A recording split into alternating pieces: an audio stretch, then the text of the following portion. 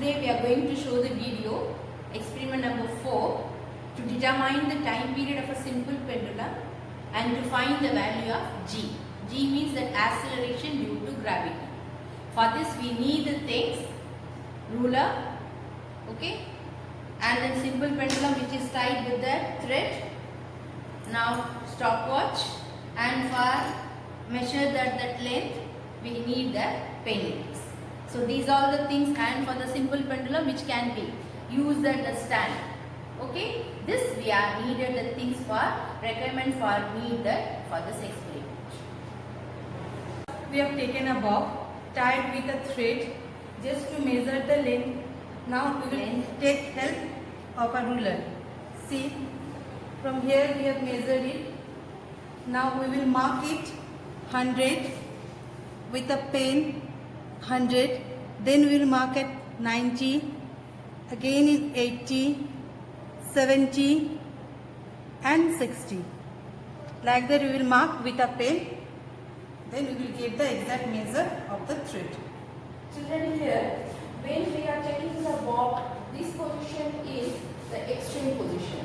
Now from here you look, this is one complete oscillation. That side is 2, coming back flow.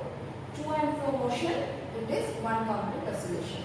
Now like this way, here we have taken the length of the thread 90 cm. Effective length 90 cm, and we will measure the time period of 20 oscillation. Let's start. 1, 2, 3, start. 1, 2, 3, 4, 5, 6, 7, 8, 9, 10, 11, 12, 13, 14, 15, 16, 17, 18, 19, 20. You can see here the time recorded here in the stopwatch is 19.8 seconds. So time period for effective length 90 cm, 20 oscillation, time taken is 19.8 seconds. Similarly, we will take the reading for the effective length 100 cm, 70 cm, 60 cm, 80 cm. Starting from 60 cm, we will increase 10 cm length up to 100 cm. We will take the time required for 20 oscillation.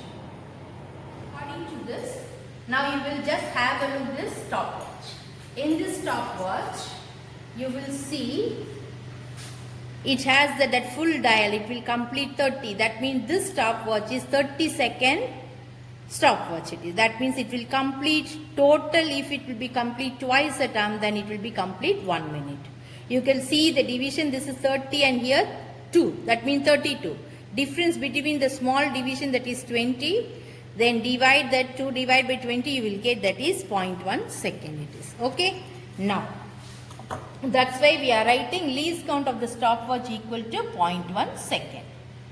Now according to this calculation, we are taking the calculation the length of the pendulum, and then T1, this is for only 10 oscillation, then another 10 oscillation, add together you will get 20 oscillation. Now for this you have to find one time period, that means you divide by the total, this is T, divide by 20, and whatever the answer you will get, you will square of it, that is the T square. Now according to your observation, you can get it is for 60 centimeter length, you are getting T1, that is 15.5, another 10 second, that is 15.5, and for 20 oscillation add together you will get 31. Now divide by 20, you will get 1.55. Now you can take this round of it, then you can get that one, the T square is 2.4 it is. Similarly, you can do the rest of the observation, you can calculate like this way. What we have done in the experiment, observation is given here. Now with the help of this observation, we will plot this in the graph page. Now we have taken the y-axis in length, and along the x-axis we have taken time, that is t square. Scale we have taken x-axis is equal to 2 centimeter equal to 0.2 second square, and in y-axis we have taken 2 centimeter is equal to 10 centimeter. Now as we can see in the observation table, just we have plotted here 50, 60, 70, 80, 90 and 100, and in that effective time also t square what we have got, that only we have plotted here 2.2, 2.4, 2.6, 2.8 and all this. Now we will put the value and just see for serial number 1 we have taken as 60. So in that 60 we got the value of t square is 2.4. So we have put it here. Along like this we have done all the points in that graph paper. Student, after plotting the points in the graph paper, we have to join the points with the help of a straight line. And you have seen here, we have got a straight line after joining the points. Now, to find the slope of this line, we have chosen 2 points. You can see here I have marked L1, T1 square. L1 is taken 70 centimeter and T1 is taken as 2.8 second square. Another point chosen, L2 equals to 90 centimeter and T2 equals to 3.6 second square.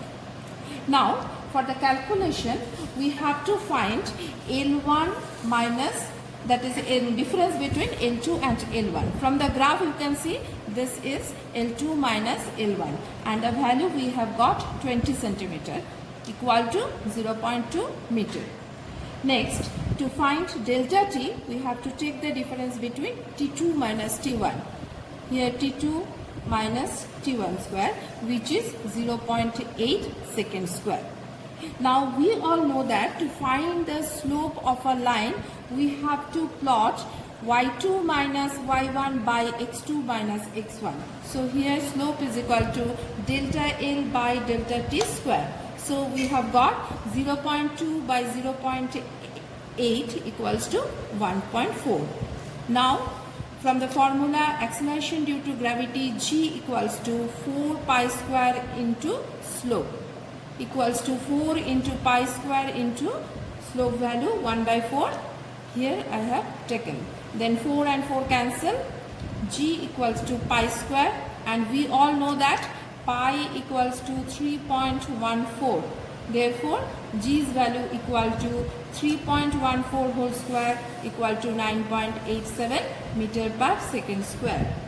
So, from this experiment, we have calculated acceleration due to gravity equals to 9.87 meter per second square.